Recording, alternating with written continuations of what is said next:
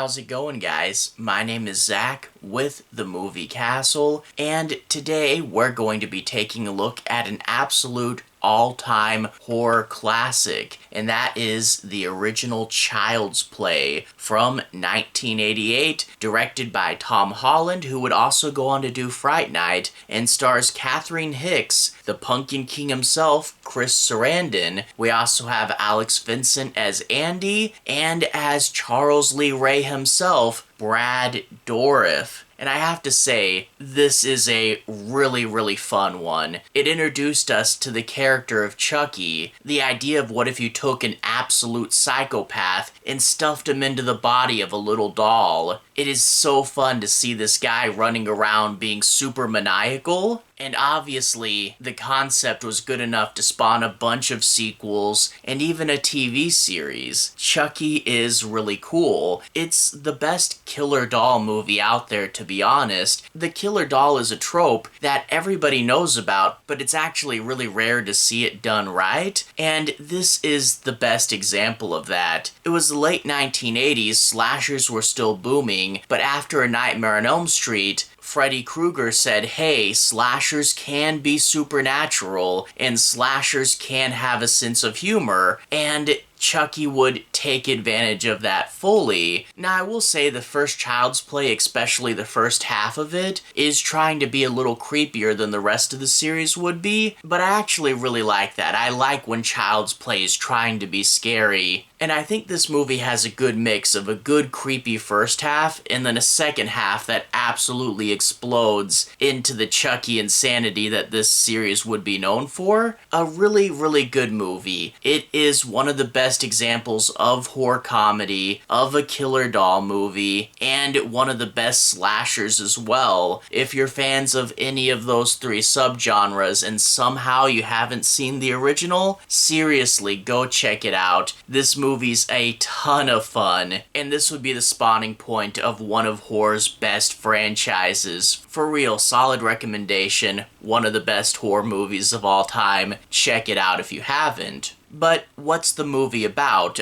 No spoilers, but in this movie, you get a killer, Charles Lee Ray, and he's finally being hunted down by the police. Having been shot, he stumbles into a toy store. It's abandoned, there's no one around, but he does find a good guy doll. A popular children's toy, kind of like a Cabbage Patch Kid. He opens up the box and begins to do a voodoo curse, and the store is struck by lightning and explodes. Well, fast forward a little bit in time to a single mother who is looking for a birthday present for her kid who really wants a good guy doll. There's a mysterious peddler in the street who apparently had gotten one of the good guy dolls out of the smoking remains of that toy shop and will sell it to her for a bargain. But of course, even though the kid loves it, things start to happen. People start to die. Chucky starts to behave a little strange, but of course it's just a doll. It's gotta be the kid doing it. And again, in the first half of this movie, we get what would become classic killer doll tropes. Why did you do that? I didn't do that, Mommy. Chucky did it. Why did you move him to the other room? Why did you knock this over? Chucky told me this. Don't say that. That's a horrible thing.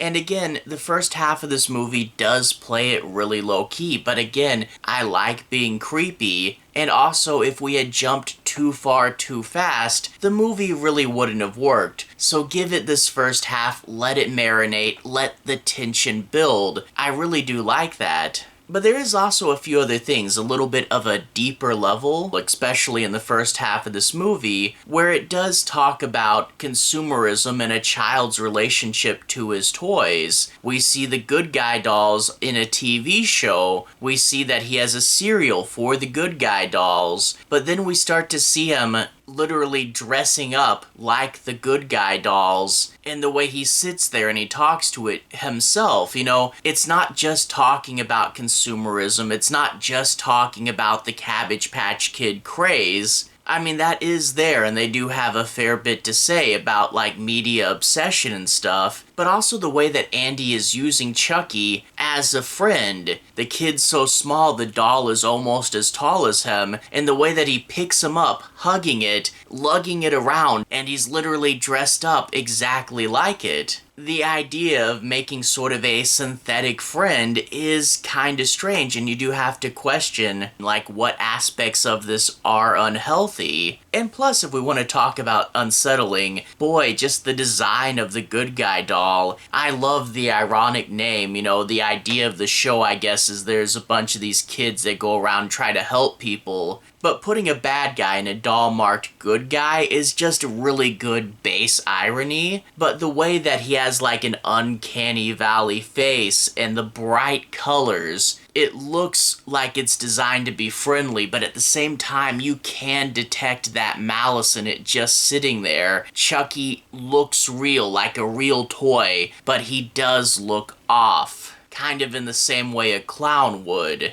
It's designed to be friendly, but there's something about it that just rubs you the wrong way. And then, of course, we do get to the second half, and it's not really a spoiler. I mean, everybody knows that Chucky's alive. I mean, there he is holding his voodoo knife on the box. But once we do our build-up, once we make everything creepy, we eventually let loose, and I have to say, there is a good amount of manic energy here. When Chucky spins his head around and really starts to let loose, to see this little doll swearing at you, getting super, super angry, and swinging a knife at you, boy, Insane Chucky is so, so fun. Obviously, Brad Dourif absolutely nails this character, and you want to talk about slashers that can talk, slashers that are funny, slashers that are big over the top. To see Chucky pop out and just go, "Hey, it's me, do you remember me?" and just berate you with this angry rant. It's so funny and has such a good source of energy. Again, it's so over the top and so full of life, and that would lead to a lot of the sequels leaning into that humor, which, again, in some of the sequels we'd find a point like, okay, that's too funny, we need to back it off a little bit, and that would eventually become the balance that the series would have to do. But I think the first one really does it right. Really does that whole first half horror, second half insanity thing really, really well. And overall is just one of the funner horror movies out there. As I said at the top, the best killer doll movie, top 10 horror comedies, and top 10 slasher movies. If somehow you haven't seen Child's Play, it's a great one, and I can recommend really the whole franchise. But yeah, absolute classic right here. Anyway, to everyone who's watched so far, thank you for watching. To everyone who's liked and subscribed, thank you, really are helping the channel out. I'll leave a relevant playlist on the bottom. If you guys want to see more reviews kind of like this one, you can click right here and see more. Anyway, have a good day. I'll see you guys again very, very soon. Playlist here. Have a good day now.